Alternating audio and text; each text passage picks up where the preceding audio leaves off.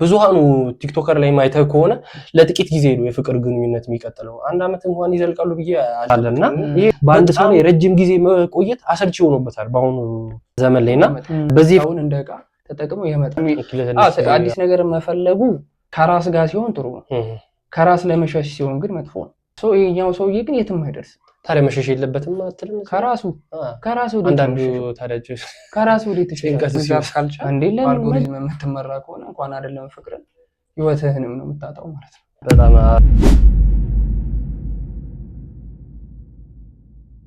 ሁለተኛውና ብዙ ሰው ደግሞ ወደሚያነጋግረው ጥያቄ ሲኔድ ምክንያቱም ዓለም ላይ ስላለን ያው ብዙ ሰው የሚጠቀመው ነገር ስለሆነ ነው ማነሳው። አሁን ምንድን ላይ ነው የሶሻል ሚዲያ ላይና አማራጮች ላይ ነው ማነሳው። ሶሻል ሚዲያ ላይ ነው ማተኮረው።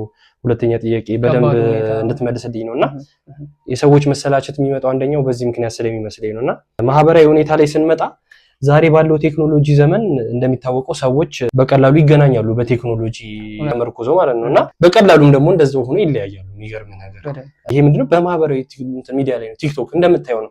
ብዙሃኑ ቲክቶከር ላይ ማይተህ ከሆነ ለጥቂት ጊዜ ነው የፍቅር ግንኙነት የሚቀጥለው። አንድ አመት እንኳን ይዘልቃሉ ብዬ አልጠብቅም። በጣም ጸዴ የሆነ የፍቅር ግንኙነት ነው የሚያሳዩን ቲክቶክ ላይ ነው። ለማያክሰውም በዛ ላይ ቁጭ ለስታችሁ በጣም ትቀናለህ ምናምን አለ እነሱን ፍቅር በሰጠኝ ምናምን ብለህ ትመኝና ግን አይዘልቁም። እንደምታየው ይለያዩና ወዲያው ጠላት ነው የሚሆኑት ሁለቱም በዚህና በዛ።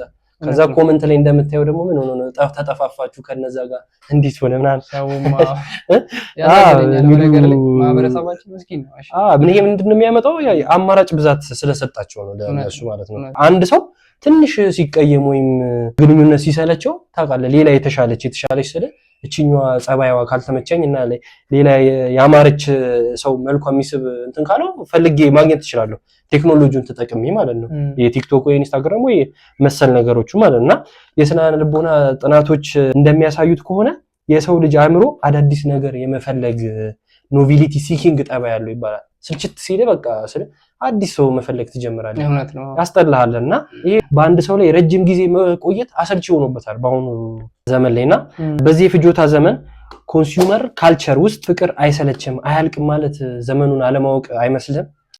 በጣም ጥሩ ጥያቄ ነው ያነሳው። አሁንም ይሄ ጥናቶች የሚባሉ ነገሮች በጣም ሰዎችን እየጎዱ ያሉ ሁኔታዎች በጥናት ላይ ተመርኩዘን ነው ብዙ ነው አይደለም። አሁን ልክ ነው ጥናትና ግን ይሄ ራስን ማወቅ ራስን መግዛት አንድ ነገር። ይሄ ሰው ጥናት ማለት ምንድነው? እኔ እናንተ የተለያየን ሰዎች ነን አይደል? እኔ እናንተ የተለያየን ሰዎች ነን። ጥናት ግን ይሄ በጥናት ሲመረኮዝ ግን እኔ እናንተ አንድ አይነት እንትን ላይ ልንመጣ እንችላለን። አንድ አይነት ሐሳብ ወይም ደግሞ አንድ አይነት ያስተሳሰብ እንትን ሊመጣ የትንሽ ሰዎች ስምምነት ነው የምትለው። ጥናቱ የሆነ ማጆሪቲ ትንሽ ህብረተሰብ ይጠየቅና የሚያምንበት ነገር ከዛ ይሄ ነው የብዙሃኑ ተብሎ ይደረጋል። ጥናቶቹ ተብሎ ሲነገር ደግሞ ሰው ምን ብሎ ያምናል? በቃ እውነታ ነው 30ዎቹ ጥያቄዎች ማህበራዊ እውነታ ነው ብለው ሰዎች ይቀበሉታል።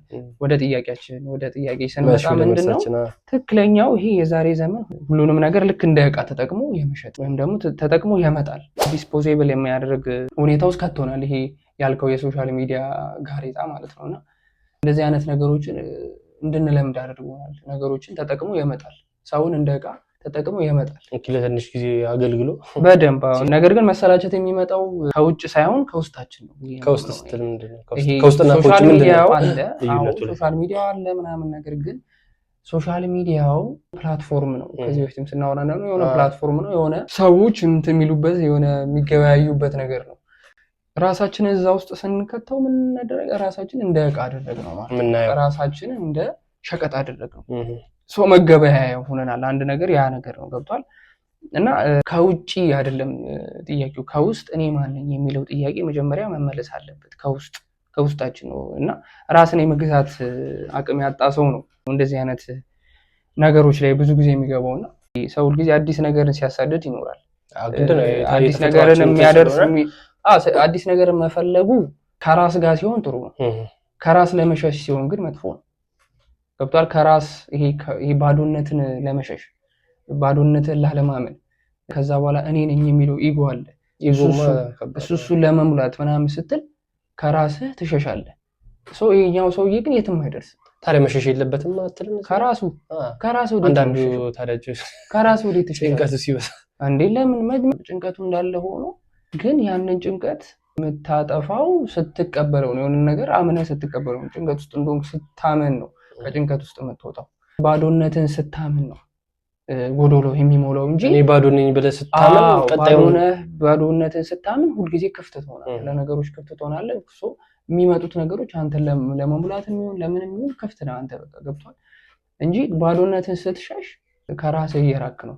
የሰው ልጅ ባዶ ነው፣ ግን ብዙ የተጫኑበት ነገሮች ስላሉ ነው እንደዚህ አይነት ሁኔታዎች የሚገባውና ይሄ ሰውዬ የትም አይደርስም ብዬ ነው የማስበው። ምክንያቱም ዛሬ አንዷን ውብ አይቶ ምናምን ነገር ከዛ በኋላ ነገ ደግሞ ሌላዋን ሲመኝ ምናምን ነገር ይኖራል። እንደውም ብዙ ጊዜ የማየው ምንድነው ፍቅረኛሞች ጎን ለጎን እየሄዱ ምናምን ነገር ወንድና ሴት ሆነው ሌላ ፍቅረኛሞች ከጎናቸው ቢመጡ ባጠገባቸው ቢያልፉ የመወዳደር ሁኔታ አሁን ለምሳሌ እኔና አንተ ፍቅረኛ ይዘን ብናልፍ የአንተን ፍቅረኛ ያያትና ከኔ ፍቅረኛ ጋር አስተያያታለሁ። ግን አይምሮ ነው ይሄንን ነገር ማድነቅ ላይ ቢሆን አይቻልም። ማወዳደር ውስጥ ትገባለህ። ማወዳደር ማድነቅ ይለያያል። ማድነቅ ችግር የለም። አይቺ እንዴት የምታምር ልጅ ናት ምናምን ብለህ ውበት ማድረግ በጣም ደስ የሚል ነገር ነው። ደስ ይላል። በጣም ይሄ ንጹሃዊ የሆነ እይታ ሲኖር ደስ ይላል።